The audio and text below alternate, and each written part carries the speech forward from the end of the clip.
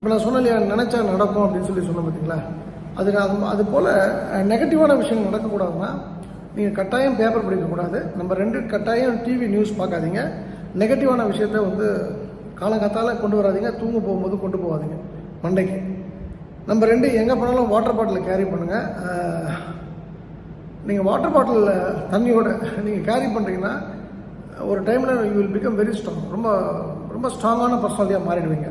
Number 3, non veg கூடுமான வரைக்கும் நீங்கள் விட்டுருங்க.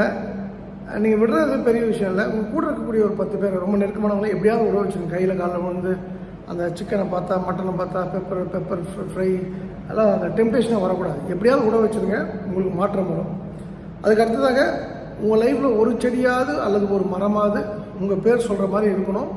அதற்கான முயற்சியை முன்னெடுத்து செல்லுங்கள். அதுக்கு அடுத்தது நீங்கள் வீடு இருக்குது இல்லை வீடு இல்லை.